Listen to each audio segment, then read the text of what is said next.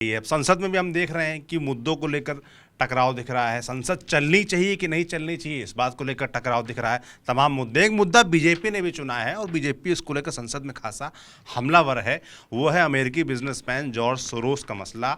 कहा जा रहा है कि कश्मीर का एक संगठन है जो कि कश्मीर में अलग राय रखता है, कश्मीर की आज़ादी की राय रखता है, उससे जुड़ी हुई हैं सोनिया गांधी और उसको जॉर्ज सोरोस ने फंडिंग की हुई है। तो ये कनेक्शन निकाल कर एक रिपोर्ट का हवाला देते हुए बड़ा बीजेपी ने बवाल मचा रखा है। ब्रजेश जी, मैं आपसे जानना चाहूँगा ये पूरा मामला है क्या आखिर? देखिए, ये तो दूसरा मामला है, मतलब ये नंबर 2 है। जो नंबर 1 इन्होंने चालू किया था, पेरिस की एक कंपनी थी, अखबार था जिसने ये फ्रांस का, जिसने ये कहा कि OCCRP जिसकी इन्वेस्टिगेटिव रिपोर्टिंग होती है और जो अडानी के ऊपर, प्रधानमंत्री के ऊपर और कई चीज़ों मुद्दों पर उन्होंने रिपोर्टिंग की, उसकी एक फंडिंग होती है। उसकी जो फंडिंग है वो मेनली US एम्बेसी करता है, यूनाइटेड स्टेट्स करता है, और उसके अलावा जो ओपन फाउंडेशन जो जॉर्ज सोरोस की कंपनी है वो उसको फंडिंग करती है। और आमतौर पर ऐसा माना जाता है कि भारतीय जनता पार्टी का कहना है कि ये रिपोर्ट तभी लीक होती है जब संसद शुरू होने वाला होता है या उसके 2-4 दिन पहले, जिससे कि वो रिपोर्ट संसद की कार्यवाही को पूरी तरह से डीरेल करती। तो ये पहला आरोप लगाया भारतीय जनता पार्टी ने, और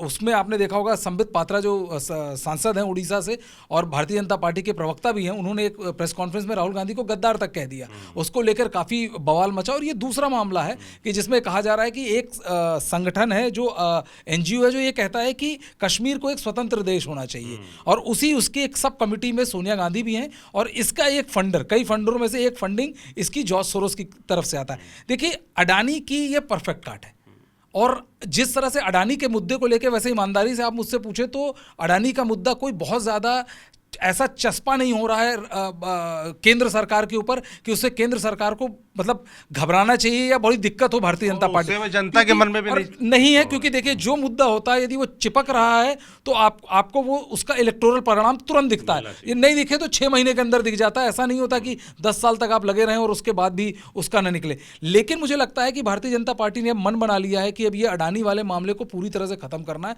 और इसीलिए आप देखिए जिस तरह से आज पूरी तरह से हमलावर होकर उन्होंने एक मतलब युद्ध अटैक करा कांग्रेस के ऊपर, और कहा कि कुछ भी कह लीजिए, सबसे पहले इस मुद्दे पे बहस होनी चाहिए।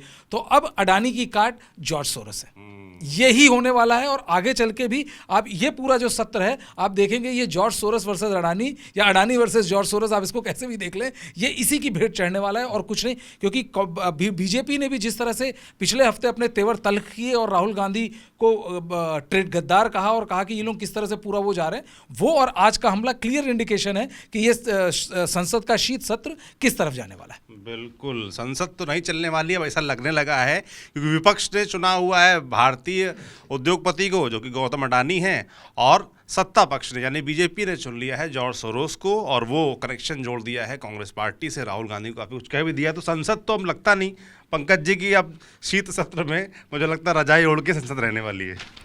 देखिए क्या होता है, शायद मुझे लगता है कोशिश की जाएगी पर इसकी संभावना बहुत कम है, क्योंकि बिटरनेस बहुत ज़्यादा बढ़ गया है। जहाँ तक सवाल है, आप देख लीजिए उपराष्ट्रपति हैं, उनके खिलाफ भी विपक्ष लामबंद हो रहा है। शायद कोई तो एक मुद्दा मिले जो विपक्ष को यूनाइट कर सके, जो मुझे दिखाई पड़ता है। लेकिन आप एक चीज़ देखिए जो अभी ब्रजेश कह रहे थे, और मैं उसी में ऐड ऑन करूँगा कि आप ऐसा क्या मुद्दा लेकर के आते हैं जो आप अपने अपोनेंट को उसको अपने स्ट्रांग पिच पर खेलने के लिए बुला लेते हैं। जैसे राष्ट्रवाद क्या है, राष्ट्रवाद बीजेपी का स्ट्रांग पिच है ना, आप उस पे बुला लेते हैं कि वो आपको अटैक करे कि तुम ट्रेटर हो, तुम सोरोस से मिले हुए हो, डीप स्टेट ऐसे इन्वॉल्व है, बांग्लादेश को ऐसे उसने टर्मोइल मचाया, हिंदुओं की स्थिति खराब करने में अमेरिका इन्वॉल्व है, डीप स्टेट इन्वॉल्व है।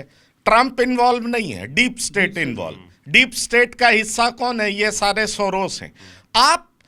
आपको पता ही नहीं चल रहा कि आप जो रणनीति बना रहे हैं वो आपके अपोनेंट को नुकसान कम और फायदा ज्यादा पहुंचा रहा है। आप इस बात को समझिए, क्योंकि एक बात बहुत इंपॉर्टेंट है सोचना। जरा फर्ज करिए बांग्लादेश की स्थिति ऐसी नहीं होती तो क्या बटोगे और कटोगे महाराष्ट्र में इतना हिट होता क्या? आप इस बात को समझिए। या एक है तो सेफ है महाराष्ट्र में, ये नारा हिट हो पाता क्या?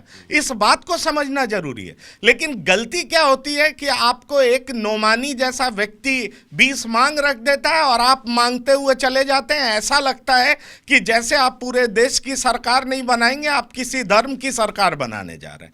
तो एक तरफ जो नैरेटिव कैसे सेट हो रहा है ये आप समझ ही नहीं पाते, ये देख ही नहीं पाते। तो एक है सेफ है, बटोगे तो कटोगे, ये नारा इसलिए हिट हुआ क्योंकि बांग्लादेश की परिस्थिति हम सबके सामने दिखाई पड़ने लगी कि क्या हुआ। और उसमें क्या होता है कि एक उलेमा आपको ये सारी मांग रखता है और आप प्राउडली कहते हैं कि इनकी 20 मांगों को हमने मान लिया। और परिणाम क्या होता है? परिणाम वो होता है जिसकी अपेक्षा बीजेपी और उसके एलाइज ने भी नहीं किया था कि हमें इतनी सीटें मिल जाएगी। तो दरअसल जब भी आप कोई चीज़ फॉर्मुलेट करते हैं, सोचते हैं, कंसीव करते हैं, तो शायद उसका ये भी सोचना चाहिए कि इसका रिपरकशन क्या हो सकता है। मुझे लगता है कि अडानी का मुद्दा उठा करके आपने एक बार फिर से राष्ट्रवाद बीजेपी के हाथ में सौंप दिया है, जिसके सहारे सोरोस, डीप स्टेट, इन सब चीज़ों को बीजेपी इस तरीके से भुनाएगी कि आपको इतना कॉर्नर कर देगी कि आपके पास जवाब नहीं मिलेगा और आप जवाब दे नहीं पाएंगे। बिल्कुल, ये बिल्कुल दिलचस्प चीज़ें निकल के सामने आई हैं। जिस तरीके से नरेटिव देने का खेल चल रहा है, पक्ष की तरफ से भी विपक्ष की तरफ से भी। एक तरफ गौतम अडानी है, एक तरफ जॉर्ज सोरोस हैं। अब जनता क्या सोचती है, आप लोग क्या सोचते हैं इस पूरे मसले को लेकर? संसद जो नहीं चल पा रही है, इंडिया गठबंधन जिसमें एका नहीं दिख रही है, इन सब के पीछे आप क्या कारण मानते हैं? आपको ये बातचीत कैसे लगी? हमें कमेंट बॉक्स में लिखकर ज़रूर बताएं। बाकी रोज़ाना हम ऐसे शाम को आते रहेंगे, दिन की जो बड़ी खबरें होंगी, दिन का जो बड़ा मुद्दा होगा उस पर चर्चा करते रहेंगे, इनसाइट्स बताते रहेंगे। आप देखते रहिए TV9 डिजिटल। शुक्रिया।